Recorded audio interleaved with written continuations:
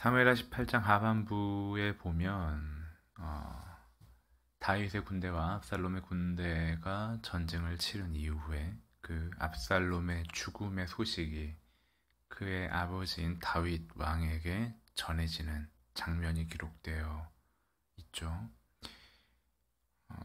24절부터 29절까지를 보면 아히마아스가 다윗 왕에게 그 승전보를 전하러 왔다가 무엇인가 범상치 않은 기운을 느끼고 승리를 전하고서도 압살롬의 죽음을 그가 알고 있었음에도 다윗 왕에게 그 아들의 죽음을 알리지 않는 그런 장면이 나와 있어요. 28절 본문에 보면 아히마아스가 얼굴을 땅에 대고 절한 뒤 큰 소리로 함께 말했습니다. 모든 것이 잘 됐습니다. 오늘 내 주 왕을 대적해 손을 든 사람들을 멸하신 왕의 하나님 여호와를 찬양합니다. 왕에게 전쟁에서의 승리를 지금 보고하고 있는데, 그러면 전쟁에서의 승리를 보고받은 왕은 당연히 그 승리를 기뻐하고 그 승리의 소식을 전해준 이와 함께 그 승리에 대해서 축하하고 또 그 기쁨을 나누는 것이 정상인데, 그 승리의 소식을 들은 왕의 반응이 여상하지 않죠. 29절에 보면 왕이 물었습니다. 어린 압살롬은 무사하냐? 전쟁에 이긴 게 맞냐? 라든가 완전히 정복했냐? 라고 물어보는 게 아니라 지금 이 자신의 군사들이 그 수적 열세에도 불구하고 용맹스럽게 가서 싸워 목숨을 걸고 싸워 이겨 돌아온 그 승리의 소식을 들으면서 그 전쟁에 대한 치하나 혹은 승리에 대한 축하가 아니라 전쟁의 입장에서 보자면 적장인 그 압살롬의 안부를 묻고 있는 거예요. 아들이기 때문이죠. 다윗 왕의 승리에 대해서 기뻐하기보다는 그 적장, 상대하고 있는 군대의 우두머리인 압살롬에 대한 안부를 묻는 것을 본 아히마아스는 29절 후반부에 이렇게 이야기하죠. 요압이 왕의 종인 저를 보낼 때 큰 소동이 있는 것을 보았는데 뭔지는 잘 모르겠습니다. 압살롬이 죽었어요. 압살롬이 죽었다는 것을 큰 소동이 있었다라는 것만으로도 유추할 수 있었죠. 아마 다윗도 여기서 어느 정도는 예상을 하지 않았을까 싶어요. 하지만 아히마아스는 자신의 입으로 압살롬의 아버지인 다윗에게 그 아들의 쿠데타 때문에 쿠데타로 자리에서 도망쳐 나온 다윗이 압살롬 군대의 패배와 압살롬의 죽음에 대해서 당연하게 여길 거다라고 예상했던 아히마아스는 다윗의 그의 예상을 벗어난 행동 때문에 거짓말을 하고 있어요. 마음을 잃지 못한 거죠. 아버지 다윗이 아들의 죽음을 어떻게 받아들일지를 아히마아스는 생각하지 못했던 거예요. 뒤에도 보면 31절에서 에티오피아 사람, 구스 사람이라고 개역개정에 나와 있는데, 내 주 왕이여 좋은 소식을 들으십시오. 여호와께서 오늘 왕을 대항해 들고 일어난 사람들에게 원수를 갚아 주셨습니다. 그러자 32절에 다윗이 묻습니다. 어린 압살롬은 무사하냐? 그에 대한 에티오피아 사람의 대답은 내 주 왕의 원수들과 왕을 해치려고 들고 일어나는 모든 사람들이 그 젊은이와 같게 되기를 빕니다. 죽었다는 보고이죠. 다윗은 이제 그 아들 압살롬이 죽었다는 것을 분명하게 확인하게 돼요. 다윗의 군대가 압살롬 군대를 대항해서 싸우러 나갈 때 이미 정해진 수순이었어요. 압살롬을 비롯한 압살롬의 군대가 진멸당하든지 아니면 자신의 군대가 그 전세에서 밀리든지 그 둘 중에 하나의 결과를 받아들일 수밖에 없는 그런 상황이었다는 것을 아마 다윗도 예상은 하고 있었을 거예요. 그래서 18장 전반부에 보면 압살롬을 잘 부탁한다고 자신의 장수들에게 그렇게 이야기를 하잖아요.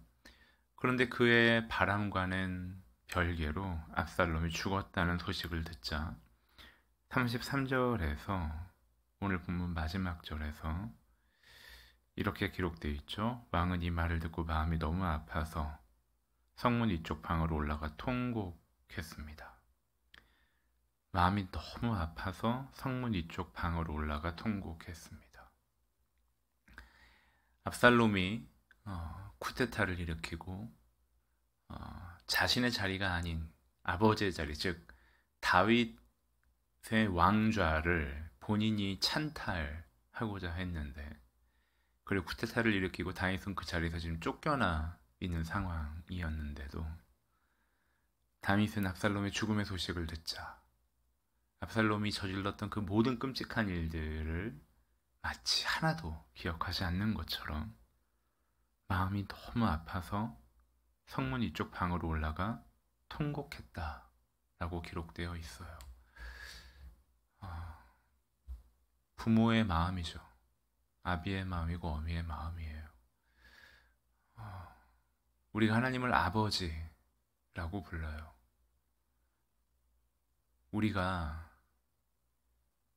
마치 압살롬과 같이 하나님 앞에 하나님의 뜻을 대항해서 우리의 자리가 아닌 곳에 우리가 있기를 원하고, 그 아버지의 뜻을 벗어나 우리의 의지대로 선택하고 우리가 패역한 행동을 했던 그 모든 시간들, 그래서 우리가 마치 나 자신에게 혹은 타인에게 혹은 타인이 우리에게 저렇게 살아서 이런 벌을 받지 라고, 내가 이렇게 살았으니까 하나님께서 나를 이렇게 대하시는 게 마땅하지 라고 우리를 자학하고 있을 때, 타인을 학대하고 있을 때 성경은 다른 이야기를 해요. 그 압살롬의 비참한 죽음을 성경은 당연하다 라고 표현하지 않고 그 아버지 다윗이 얼마나 슬퍼하는지를, 무너지는지를 기록하고 있는 거예요. 마음이 너무 아파서 성문 이쪽 방으로 올라가 통곡했습니다. 이 한 문장으로 표현할 수 있을까요? 마음이 너무 아프다. 저같이 못난 아버지인 사람도 이제 겨우 고등학생, 중학생 된 아들과 딸을 보면서 순간순간 마음이 무너질 때가 있고, 그 아이들의 그 작은 모습 하나에 큰 기쁨을 느낄 때가 있어요. 부모의 마음이 그런 거죠. 우리의 이 제한적인 한계를 잊고 살아가는 우리의 못난 인격에서도 자녀를 향한 사랑은 인간이라는 한계를 마치 넘어서는 것처럼 우리가 경험할 때가 있어요. 우리의 부모님들이 우리를 그렇게 양육하셨고 오늘 우리가 우리의 자녀들을 그런 눈으로 보고 있죠. 그런데 우리는 얼마나 자주 하나님 아버지께서 자녀된 우리를 그분의 원칙으로만, 그분의 계약으로만 우리를 대한다고 여기며 살고 있진 않은지, 내가 압살롬과 같은 그런 모습이었기 때문에 이렇게 벌을 받는 게 당연하다고, 그리고 저 사람은 저런 모습으로 살아왔기 때문에 지금 저 사람이 저렇게 어려운 일을 당하는 것은 하나님의 징계라고 우리가 얼마나 쉽게 이야기하는지 모르겠어요. 하나님이 우리의 현실을 함께 아파하시는 분이세요. 하나님, 오늘 우리가 두리번거리고 있는 현실을, 우리의 막연함을, 우리의 외로움을 하나님 같은 자리에서 같은 마음으로, 아니 오히려 더 크게 더 깊게 우리와 함께 하시고 더 크게 느끼시고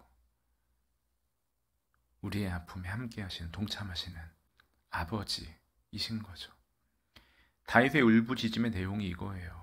내 아들 압살롬아, 내 아들아, 내 아들 압살롬아, 내가 너 대신 죽을 수만 있었다면 압살롬아, 내 아들, 내 아들아. 이렇게 목매이게 아들의 이름을 부르고 있는 다윗은 무기력함을 느꼈을 거예요. 말도 못하는 슬픔, 고통 속에 지금 비탄에 빠져 있는 거예요. 그런데 생각해 보세요. 이 압살롬을 죽인 건 과연 누구였을까요? 다윗인가요? 아니면 요압인가요? 아니면 여호와 하나님이신가요? 사무엘하 17장 14절에 보면 압살롬과 온 이스라엘 사람들이 이르되 아렉 사람 후세의 계략은 아히도벨의 계략보다 낫다 하니 이는 여호와께서 압살롬에게 화를 내리려 하사 아히도벨의 좋은 계략을 물리치라고 명령하셨음이더라. 압살롬이 아히도벨의 계략을 따랐다면, 후세의 말을 듣지 않았더라면 아마도 이 전쟁에서 이렇게 비참한 죽음을 당하지 않았을 거예요. 그런데 압살롬이 지도자로서 후세의 전략을 선택했던 것이 누구의 의도라고 성경은 기록하냐 하면 분명히 사무엘하 17장 14절에서 이는 여호와께서 압살롬에게 화를 내리려 하사라고 기록되어 있어요. 그러면 압살롬의 죽음은 다윗의 군대가, 즉 요압 장군이 죽게 만들었다, 그 상황으로 내몰았다 라고 말하기 이전에 하나님께서 압살롬의 패역함을 심판하셨다 라고 우리가 볼 수 있는 거죠. 그런데 우리가 한 가지 기억할 게 있어요. 이 압살롬의 패역이, 이 압살롬의 반역이, 그리고 압살롬이 예루살렘 궁전 위에서 그 아버지 다윗의 첩들을 욕보였던 그것이 바로 다윗의 죄악 때문에 나단 선지자를 통해 이미 다윗에게 경고되었던 하나님의 말씀이었어요. 즉 오늘 다윗이 경험하고 있는 이 고통은 바로 다윗의 죄악 때문이에요. 우리가 부모로서, 우리가 가족으로서 우리의 가족들에게, 우리의 자녀들에게 우리가 줄 수 있는 가장 큰 선물은 오늘을 나 자신답게 살아가는 거예요. 내가 나의 자리를 지키는 거예요. 우리가 죄에 빠져 있을 때, 우리가 분별을 잃을 때, 우리가 어두움에 있을 때 우린 그 사실을 놓쳐요.